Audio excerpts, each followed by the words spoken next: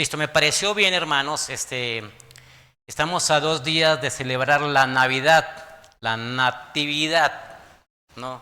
Y me pareció bien, hermanos, que nos dejáramos conquistar y llenar y consolar y fortalecer y animar por la misma palabra del Señor, ¿no? Que describe estos acontecimientos, ¿no? Que el mundo entero, quizás no en su totalidad, no forma plena, pero sí una gran parte de nuestro mundo va a celebrar la Natividad, la Navidad, ¿no? Muchas familias se reunirán, ¿no es cierto? Celebrarán una rica cena, una bonita vestimenta, y un muy buen tiempo de comunión. Bueno, pero yo quiero que realmente sea el pasaje que esté conquistando y llenando nuestras almas, nuestros espíritus y que produzca gozo en nuestro interior.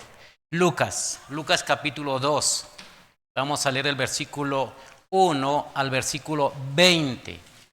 Y hermano, no quisiera que fuera una exposición textual o temática, o mucho menos ver la exégesis del pasaje y demás, las palabras.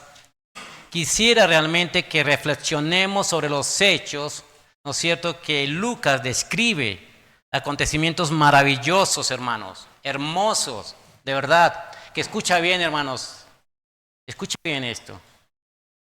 Quiero que participes de la lectura, quiero que veas lo que Dios te muestre ahí, quiero que veas las palabras que saltan del texto y se clavan en tu mente, en tu corazón. Disfruta, ¿no? Disfruta lo que el Señor quiere transmitir, algo extremadamente importante para nuestra fe. Ni la cultura, hermano, las diferentes culturas, ni las costumbres, ni las guerras, ni ningún cambio social o demográfico o político. Nada, hermano, ha podido borrar esta historia. No han podido cambiarla de forma, nada, hermanos. Nada ha podido cambiar las costumbres, las culturas, los cambios, las guerras, todo lo que se ha generado en nuestra sociedad, ¿cierto? En cada era de la vida del hombre, no ha podido borrar con esto. No han podido acabar con esto, hermanos. Y nos corresponde a nosotros, a esta generación, transmitirle a la otra generación de nuestros nietos, ¿no es cierto?, esta historia. La historia que tiene que ver con el plan de Dios. Entonces cabe mencionar, hermanos, que lo recordamos cada año, ¿no es cierto? Hemos aprendido y repetido año tras año lo que significa para nosotros la Navidad. Hay un grupo de personas, judíos o los judaizantes, ¿no?, que no están celebrando hoy la Navidad, que no les importa a ellos porque ellos son judíos o judaizantes, abrazaron la religión del judaísmo, de los judíos, pero en el judaísmo. Entonces, como para ellos Cristo no es Dios, Cristo no nació, Cristo no es el Mesías, entonces ellos no celebran. Pero nosotros celebramos en función al texto sagrado, a la descripción del texto, teológicamente hablando, ¿no? A la plenitud del texto en la parte literal, verbal, histórica, geográfica, nombres, apellidos, ¿no? Aún en la parte política está aquí Lucas metido. Mete a los políticos aquí. Entonces, hermanos, se trata de exclusivamente recordar, ¿no es cierto?, el día particular, ¿no es cierto?, del nacimiento. En segundo lugar, la forma particular del nacimiento. ¿En qué lugar nació Jesucristo? ¿En un qué? En un pesebre. La parte particular, hermanos. El plan y el propósito de Dios de forma particular en la vida del hombre con relación a esto. Vamos a leer el texto y Augusto César, uno de los segundo emperador de Roma, ¿no?, legisló una ley. Y uno diría, wow, espera, no, pero un momento.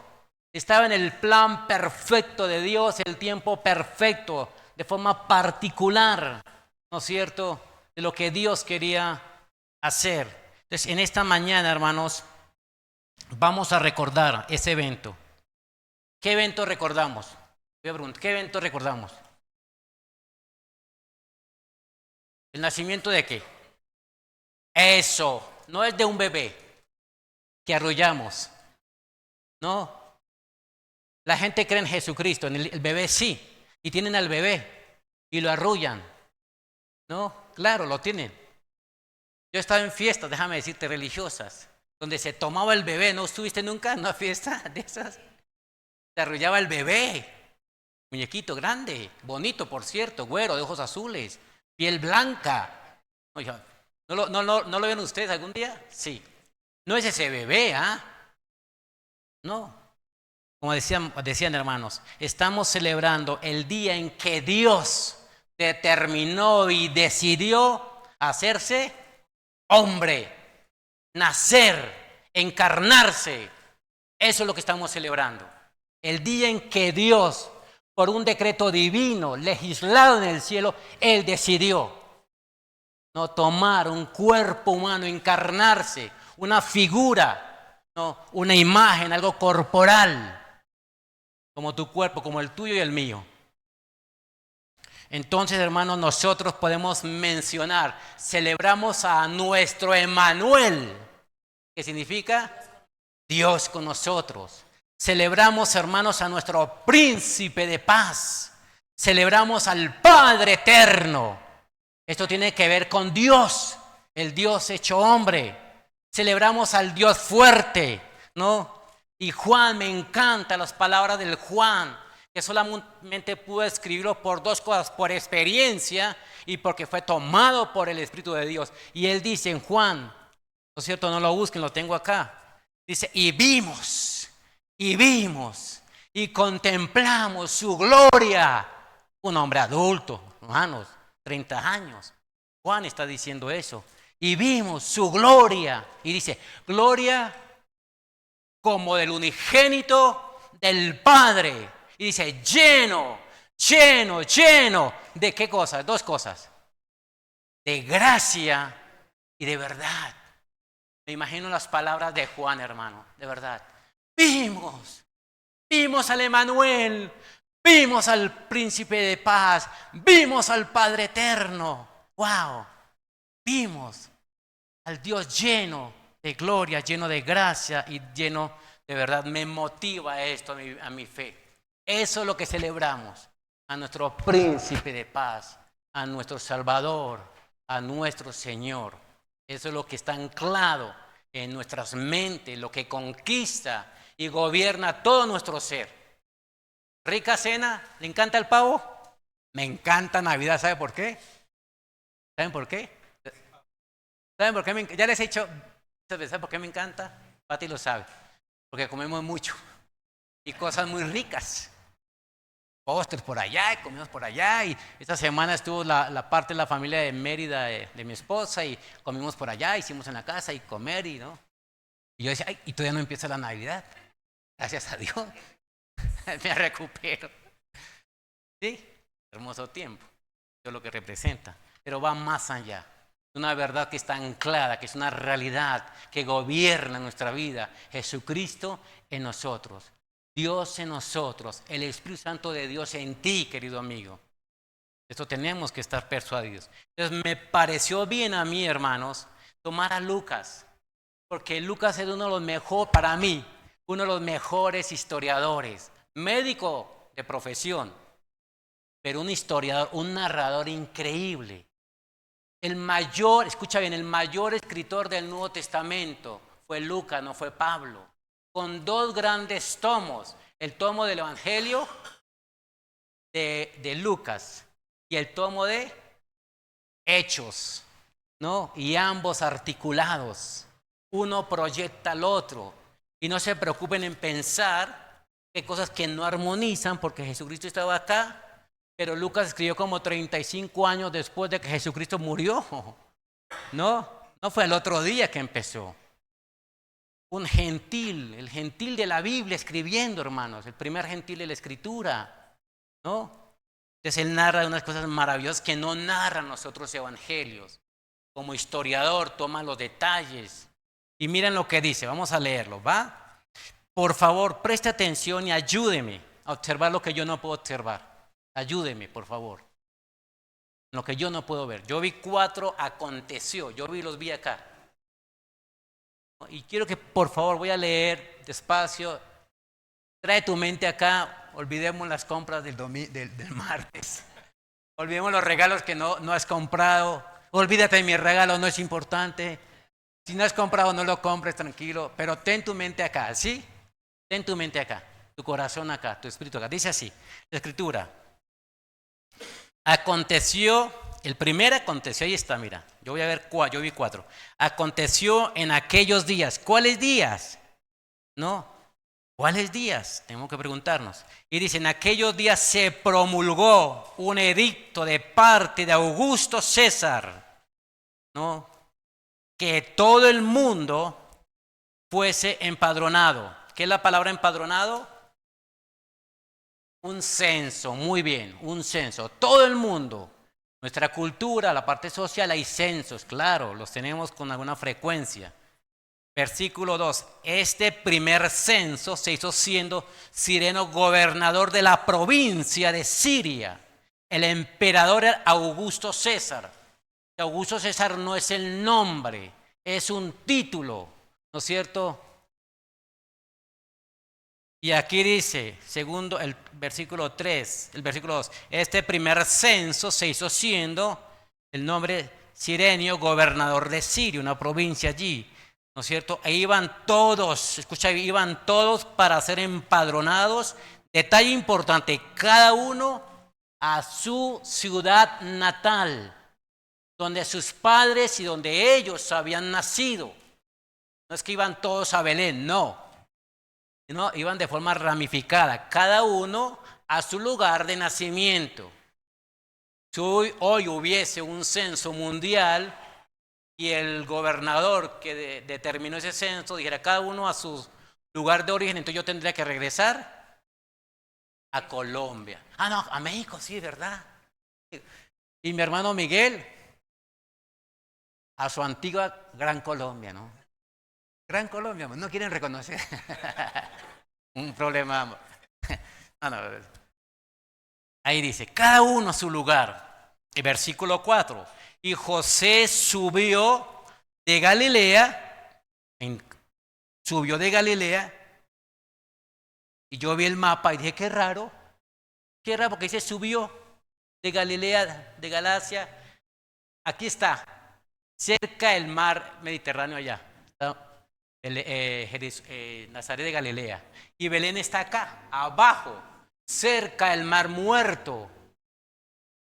Creo que ni siquiera hay kilómetros de distancia entre Belén y Jerusalén abajo. Y subió. Tendría que. Ahí está. ¿Por qué subió? ¿Es bajar? ¿No? Entonces explica que esa parte era una zona montañosa donde tenía que subir. ¿No es cierto? Subir. Y posiblemente seguramente bajar. ¿No es cierto? Hacia Belén. Pero interesante, esto lo dice el autor, ¿no es cierto?, para describir algo importante, hermanos, lo vamos a ver después. Son detalles históricos importantes, geográficos importantes, ¿no? José subió, que no es subir, es bajar, geográficamente diría bajar, de la ciudad de Nazaret a Judea, a la ciudad de David, ¿no?, que se llamaba Belén. Y dice la Biblia, por cuanto era de la casa de la descendencia, ¿no es cierto?, y familia de David, él y su esposa. Dice la Biblia, para ser empadronado con María su mujer, ¿no?, desposada con él. Y agrega, y no solamente eso, sino que también estaba encinta, estaba en embarazo, estaba embarazada. Y si la Biblia dice que en aquellos días, ahí dice, llegaron los días del alumbramiento, y voy a parar para mencionar esto, de aquí, hermanos, donde vivía José a Belén, hay 120 kilómetros de distancia. Hoy en día, con las carreteras se recorre 45, 50 minutos. En los tiempos bíblicos, esos 120 kilómetros, hoy siguen siendo los 120 kilómetros, se corre menos por todas lo que hay ahora, se recorría en un promedio de 6 días. 6 días caminando, aproximadamente 2,5 kilómetros, ¿no es cierto? 2,5 kilómetros por día. Algunos dicen que eso eran como 140 kilómetros, pero la media ahí. Ahora, hermanos, María está con una pancita, no de 1 mes, 2 meses, porque dice que llegando se cumplieron los días del alumbramiento. Entonces, ¿cuántos meses te gusta que esté de embarazada? 8. ¿Cómo ve que María viajó, no es cierto, ahí montada en el burrito y demás, por caminos pedregosos, ¿no? Subiendo y bajando del caballo, descansando para dormir, ¿no? Agotados por el clima y demás. No fue en invierno. Por eso Jesucristo no pensamos que no nació en esta fecha, porque ningún emperador podría sacar a toda su gente en tiempo de lluvia y exponerlos a caminos peligrosos de barro, ¿no es cierto? Lluvia en el camino, ¿no? Pero ahí estaban, hermanos. Dice, para ser empadronado con su esposa, literal, su esposa, y aparte estaba encinta. Y aconteció que estando ellos allí se cumplieron los días del alumbramiento. Estando ellos allí, ¿a dónde? ¿A dónde? En Belén. Llegaron a Belén, bajaron. No, llegaron a Belén. Estando en Belén se cumplieron los días, la fecha de dar a luz. Y dice la Biblia, efectivamente, y dio a luz a su hijo. Y la Biblia aclara, escucha bien, ¿a su qué? Primogénito. ¿No? El unigénito del Padre, pero el primogénito para ella. ¿Qué significa esto? Que María, posterior al nacimiento, que fue un nacimiento virginal, que significa que José en ese periodo no tocó a su esposa sexualmente, no tuvo una relación con ella. Ella era virgen, nacimiento virginal, pero ella tuvo hijos. Y la Biblia menciona nombre propio de alguno de ellos, ¿no? Santiago, el primer anciano de la iglesia de Jerusalén, y ahí el que escribe la epístola de Judas, y hermanas, dice la escritura también. Y lo envolvió en pañales y lo acostó en un pesebre porque no había lugar para ellos en el mesón. Listo, ahí. Entonces, versículo 6, y aconteció, ¿verdad? El segundo aconteció. El tercer aconteció, habían pastores en la misma región allí, cerca de Jerusalén, en Belén, que velaban y guardaban las vigilias de la noche sobre su rebaño. Y aquí se les apareció un ángel del Señor, y la gloria, el Shekinah del Señor lo rodeó de resplandor, y tuvieron mucha felicidad, mucho apapacho, no. Dice gran temor. Ahora voy a explicar un poquito el original de esta palabra. Pero el ángel, él solito, porque después va a aparecer otra hueste, perdón. Pero el ángel les dijo, no temáis, porque he aquí os doy nuevas de gran gozo, que será para todo el pueblo, que os ha nacido hoy. ¿Qué significa? Que ya había nacido. Que os ha nacido hoy. Hoy nació. Hoy nació, dice. Interesante, hermano. Yo me preguntaba por qué Lucas no colocó fechas. Vamos ahorita a ver la fecha más cercana por el gobierno de Augusto César. No, pero no conocemos fechas. Nadie dio fechas. Los historiadores, ¿no? Son los que han tratado de encontrar las fechas más cercanas. Posiblemente él nació en el año 4 después de Cristo, o en el año entre 4 y 6, no en el año 1, en el año 4, ¿no? Según los historiadores. Donde dice, entonces estaban los pastores allí y dice que os ha nacido en la ciudad de David un Salvador, que es Cristo el Señor, ha nacido hoy. En la ciudad de David un Salvador, etcétera, ya sabe usted. Esto os servirá de señal. Esto les va a servir. Hallaréis al niño envuelto en pañales, acostado en un pesebre. ¿Ustedes armaron algún día un pesebre en casa? ¿Lo armaron? ¿Sí? ¿Bonito? Muy bonito. Yo he visto pesebres. Yo he visto pesebres muy bonitos. Y ahora los hacen en miniatura, en diferentes materiales. Muy hermoso. Entonces ves a las vaquitas, los burritos ahí, unas cascadas bonitas. Incluso hacen una especie de casita de paja bonita, ¿no? Y al niño ahí en el pesebre y las ovejitas así, estar ahí. ¿No has visto? Sí, en serio, las ovejitas ahí. Y a los pastores, los burritos y todo. ¿No? ¿Qué creen que no era así? Es algo de nuestra imaginación. No era así. ¿Saben qué era el pesebre? ¿Se acuerdan qué era el pesebre? El pesebre como tal. Exactamente, era una especie de vasija, posiblemente de madera o de piedra labrada, ¿no?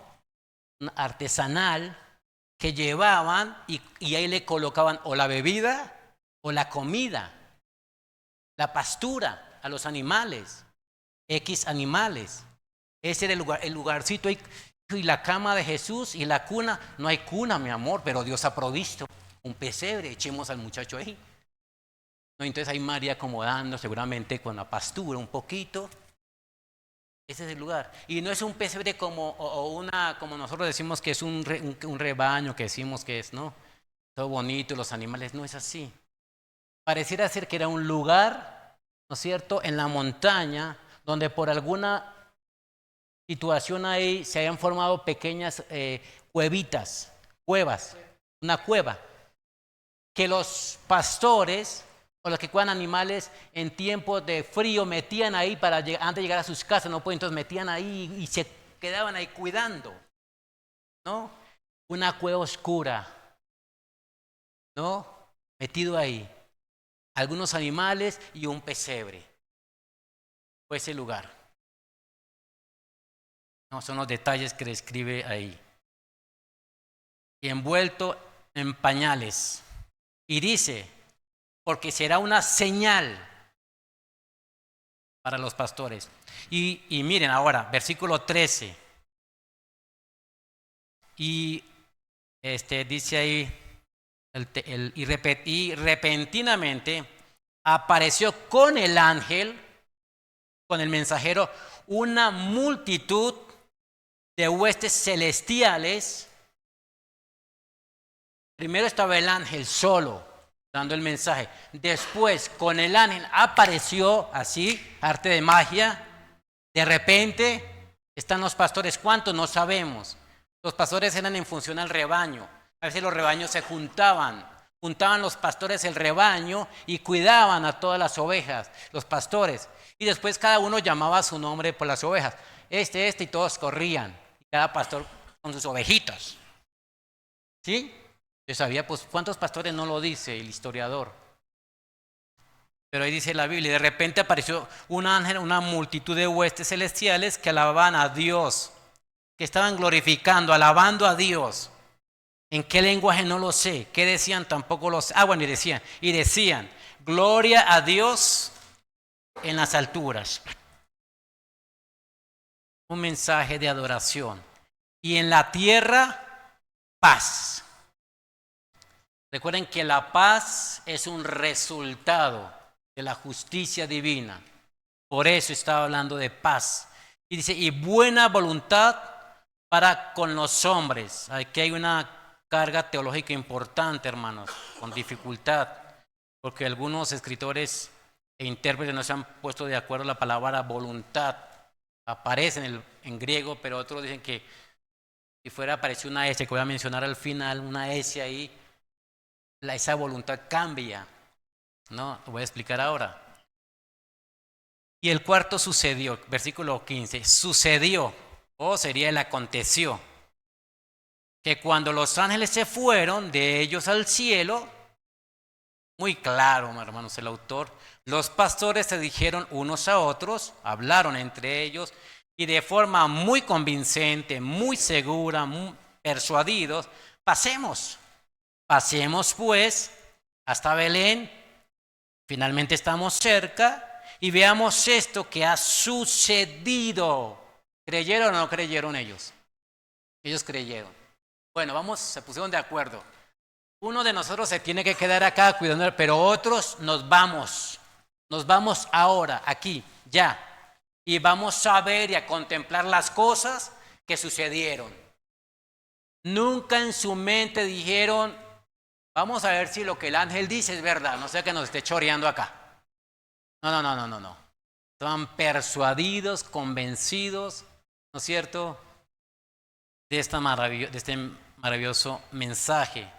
Sucedió, o sería el cuarto aconteció, que cuando los ángeles se fueron de ellos al cielo, los pastores se dijeron unos a otros, pasemos pues hasta Belén y veamos esto que ha sucedido. Y que el Señor, esto me encanta, hermanos, no pusieron su atención sobre el mensajero, no adoraron, no idolatraron, no le llevaron flores ni rosas al mensajero.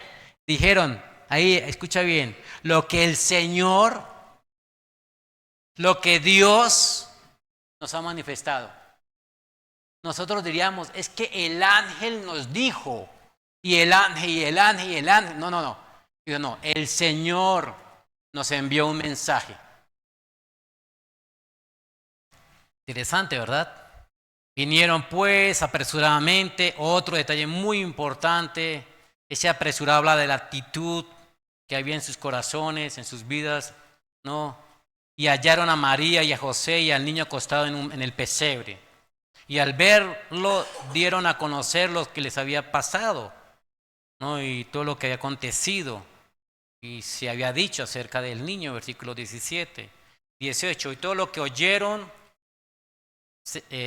y todos los que oyeron, los que estaban allí, se maravillaron de lo que los pastores le decían. Y me encanta esto porque se va a repetir en otras partes de la Escritura, pero María guardaba, esta muchachita de 17 años, guardaba todas estas cosas, ¿no es cierto?, meditándolas en su corazón. Eso se va a aparecer en otros sucesos en la vida de Jesús, cuando él fue al templo y a los 12 años, y dice que María guardaba todo esto y demás.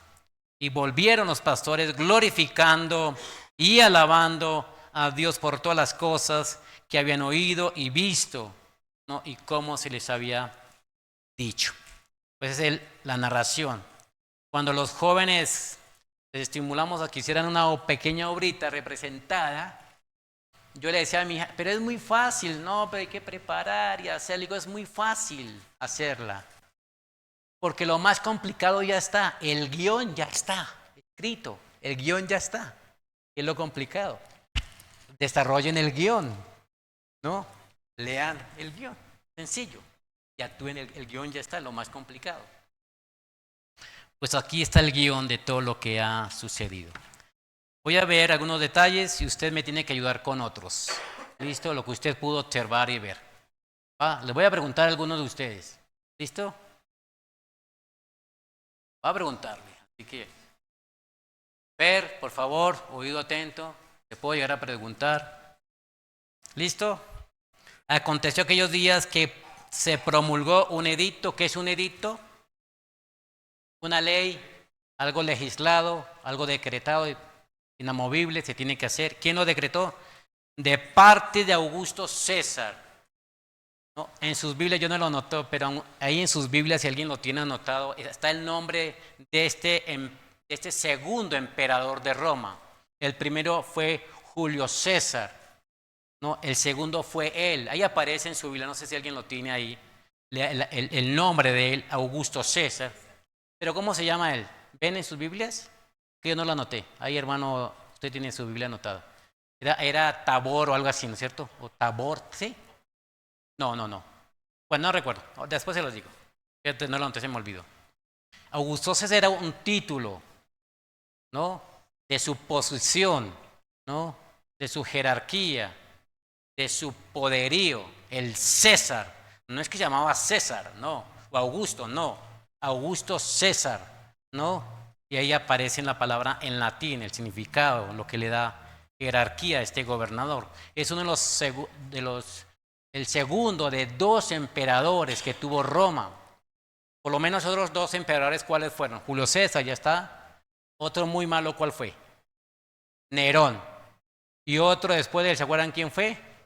El último, Constantino, ¿no es cierto? El que estableció la unión entre la política y la religión y nació la iglesia que conocemos, ¿verdad? Entonces está ahí Julio César, los historiadores, hay un historiador que me encanta mucho, es Flavio José.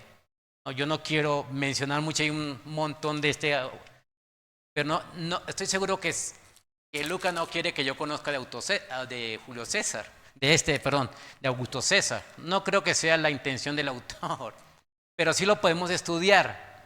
Y dice que él empezó muy mal. Hay un poco como que no se ponen de acuerdo los historiadores, pero aparentemente este hombre mató a más de 300 senadores de Roma para que fuese establecido, ¿no? como emperador.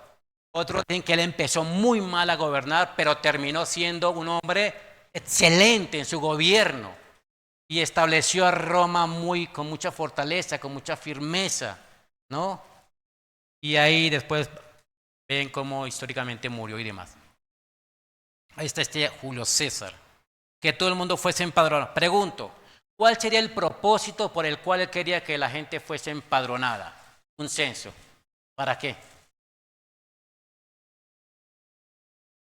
Saber la cantidad de la población en toda Roma ¿no es cierto? ¿Qué otra cosa? ¿Por qué piensan? ¿La Biblia lo dice? No. Tenemos que especular.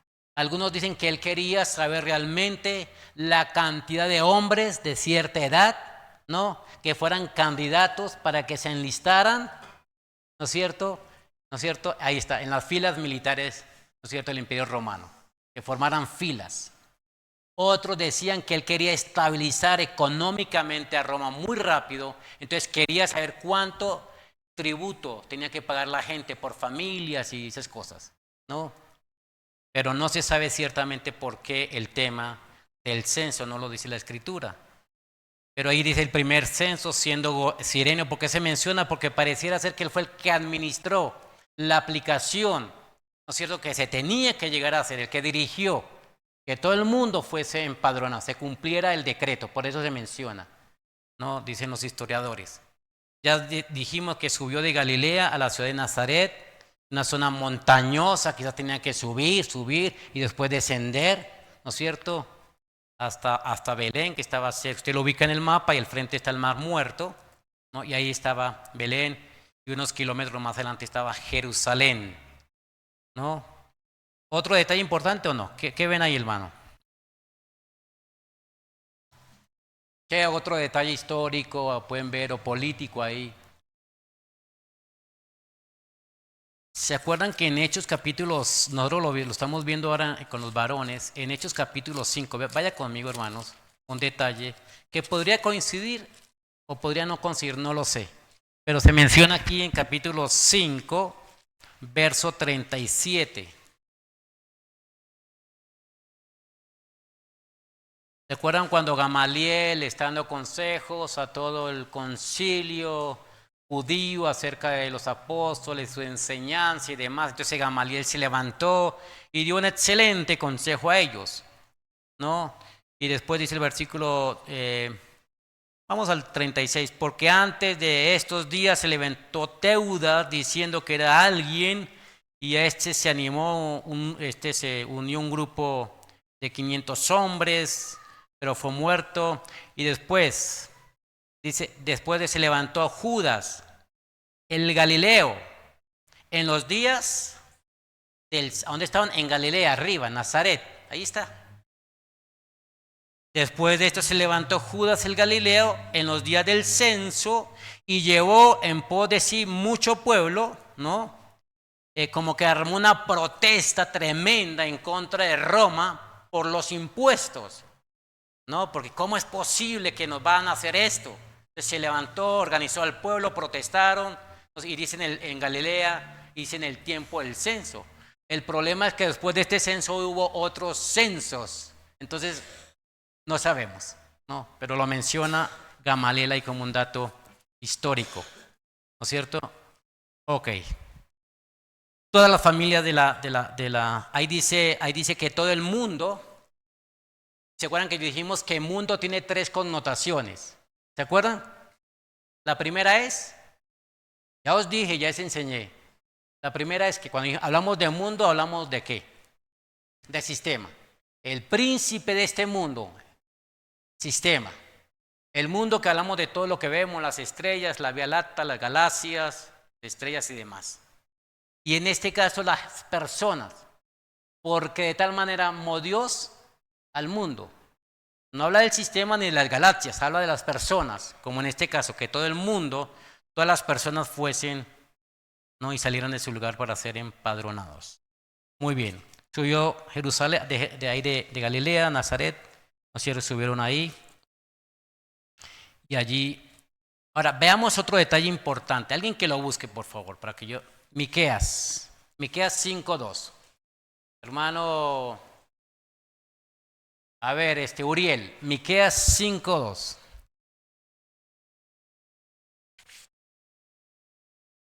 Miqueas 5:2.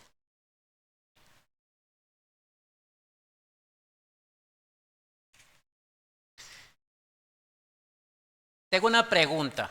A ver, Fer, para ti. Vamos a suponer, como dice mi pequeño nietecito, vamos a usar la imaginación, dice cuando le cuento una historia. Vamos a suponer que tú estás embarazada, ¿sí?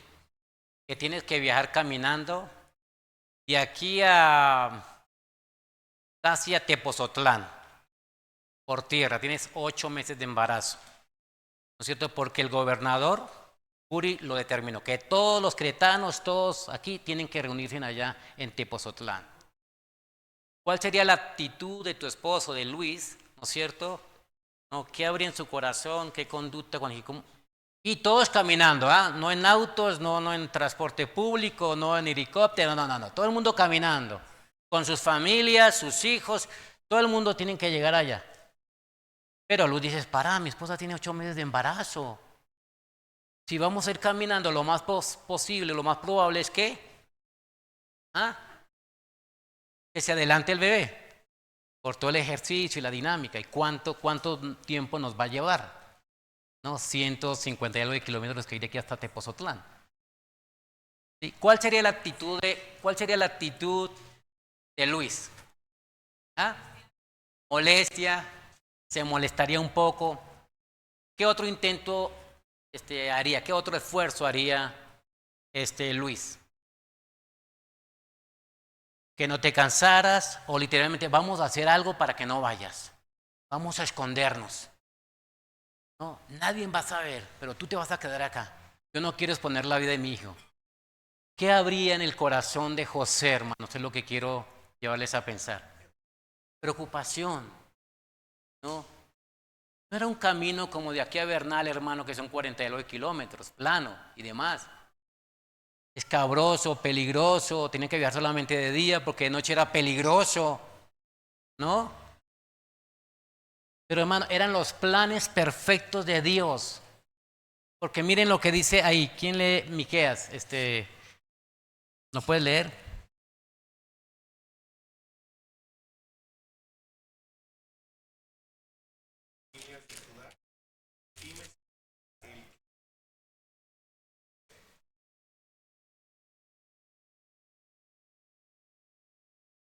Es una profecía, hermanos.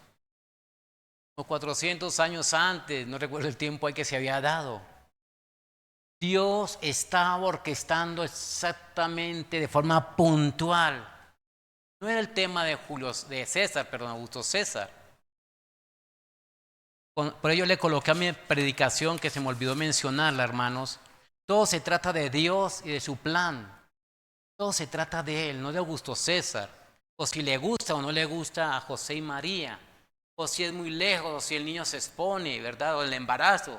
el producto se ve expuesto. Y miren lo que dice Gálatas, capítulo 4, yo voy a leerlo. Dice, pero cuando vino el cumplimiento del tiempo. ¿Cuál tiempo? El tiempo que Dios había preparado circunstancialmente, todas las circunstancias. Dice, cuando vino el cumplimiento del tiempo, dijo Dios, ya es hora de enviar a José y a María, ¿a dónde? A Belén. Y llegar allá y habrá mucha gente llegando de todo lugar ahí para censarse y no habrá lugar. Entonces se va a cumplir la escritura, la profecía, todo orquestado por Dios. Pero cuando vino el cumplimiento del tiempo, Dios envía a su hijo nacido de mujer y nacido bajo la ley y dice él para el propósito. No lo voy a leer, pero ahí está. Listo. Entonces, Fer, pregunta, ¿cuántos kilómetros aproximadamente? Sí, pero hay un problema. ¿Lo cual es? Fer. Era Fer. ¿Estás embarazada? ¿Cuántos kilómetros? 120. ¿Cuántos días? 6 días. Se calcula que fueron... ¿Cuántos? Entonces estoy mal ahí. ¿Cuántos kilómetros? Acá dice, más de 20 kilómetros. Calculan, dicen que más o menos entre 6 y 7 días se hacía esa distancia. Entonces, dividan 120 entre 6. ¿Cuánto es? 20 kilómetros más o menos. Ok, bien, muy bien. Gracias por la corrección. 20 kilómetros, gracias. Por día. Más o menos. ¿No? Por día.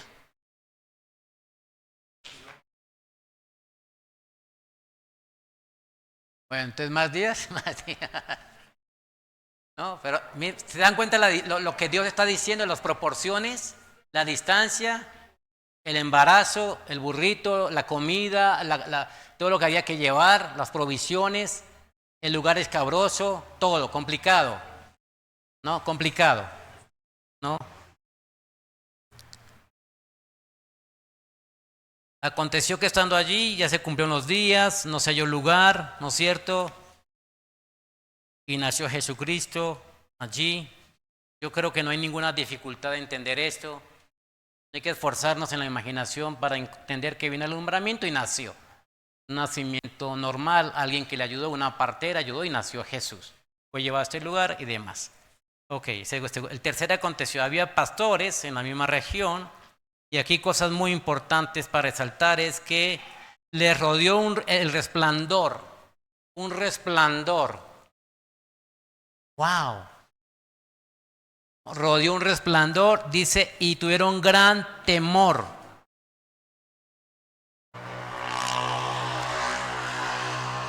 Y hermanos, siempre que Dios hizo una aparición sobrenatural, fue un gran resplandor en el tabernáculo, en el templo. Cuando se le apareció al mismo Señor Jesucristo a Pablo, un gran resplandor, dice. Y él cayó, dice que era el mediodía. Y ese resplandor era mayor que la luz de las 12 del día. 12. De que era mayor el resplandor que del día. Y cayó a tierra y pareciera que ese resplandor quemó algo. ¿No es cierto? De su vista. Por eso el problema de Pablo. O después en Juan capítulo 17. ¿Se acuerdan qué pasó? ¿Qué pasó en Juan 17? Se llamaba el monte de la transfiguración, un resplandor, ¿no?, de gloria allí. Y estaba Pedro y Juan, ¿no es cierto? Y apareció Elías y Moisés en medio de ese resplandor. Y aquí otro resplandor, porque Dios está afirmando de forma metafórica a través de eso que Dios es luz. Dios es luz, luz. Esa es la idea aquí, hermanos, en ese resplandor que les rodeó, ¿no? Y la palabra dice que es un gran temor, tiene que en otras versiones más antiguas, dice, les sobrecogido, dice, sobrecogido de temor. Es más que un temor así de susto que te robaron el coche, que miedo, no apareció el coche en la puerta de tu casa y ya, es más que eso. Dice aquí es aterrorizados. Con un miedo, que el miedo produce dolor. El miedo que tenían producía dolor. llenos de pavor, llenos de gran terror. Estaban aterrorizados por la aparición del ángel, ¿no? La gloria refulgente de Dios, la luz radiante, ¿no? Las experiencias que ya registra la Escritura, etcétera. Dice, no temáis, no tengan terror, tranquilos, todo bien, y entonces les da el mensaje de gozo, mensaje de salvación. Vamos a correr, listo, vamos a saltarnos un poquito. Versículo 13. Y repentinamente, escucha bien, está el ángel y repentinamente dice, apareció una multitud de huestes celestiales. ¿Qué te indica eso a ti, hermanos? ¿Qué significa esto para ti? Una multitud de huestes celestiales. A ver, Carlos, una multitud de huestes celestiales. ¿Qué será? Apareció, está el ángel y de repente atrás una multitud. Cuando hablamos de multitud, ¿a cuánto nos referimos? ¿Contables? No. Esa es la idea. Esa es la idea, una multitud, y aquí me llamó la atención, ¿no? Porque el término se emplea para describir un destacamento de soldados, ¿no? Que es demasiado grande como para que la mente humana lo pueda registrar. Como para que 1000, 1100, 1200, 1300, como para que la mente humana no lo pueda registrar. Imagínate lo que apareció ahí, hermanos, delante de esos hombres. Y ellos decían, el mensaje, lo que ellos escucharon, decían, gloria a Dios en las alturas y en la tierra, paz, de buena voluntad para con los hombres. Aquí hay un problema teológico porque dicen que esa buena voluntad de parte de Dios es para con la buena voluntad que Dios ha querido tener para con los hombres, pero no para con todos. Pregunto, hermanos, ¿la bondad de Dios es para con todos o para con un grupo de personas?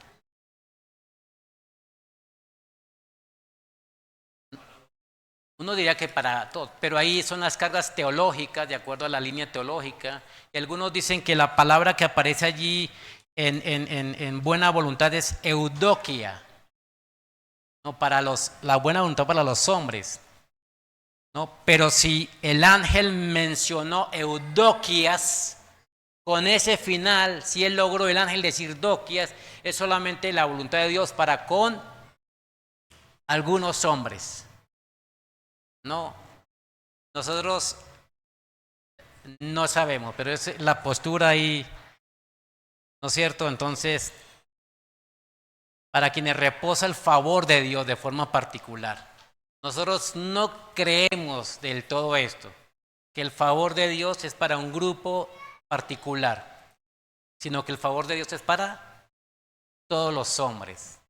De los reformados o los calvinistas están teniendo esa lucha. ¿Cuál fue la palabra del ángel?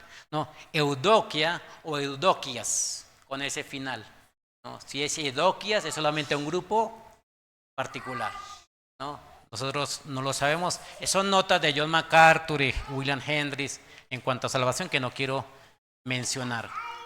Y para terminar, hermanos, porque ya Pablito se quiere ir a la casa.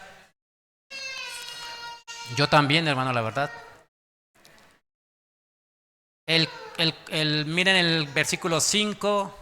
Sucedió que cuando los ángeles se fueron, entonces los pastores hicieron lo que tenían que hacer. Ya dijimos, una obediencia inmediata, credibilidad, ¿no? El mensaje del Señor fue claro, fue entendido y fue obedecido en el momento, hermanos.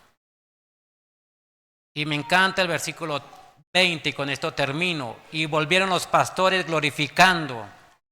Si la persona tiene un encuentro con Jesucristo, tiene que haber esa actitud, esa conducta en la vida del nuevo creyente, glorificando y alabando a Dios por todas las cosas, ¿no? Que ellos habían oído y habían visto, ¿no? Como el ángel les aconteció. Saben, hermanos, es el mensaje de la salvación.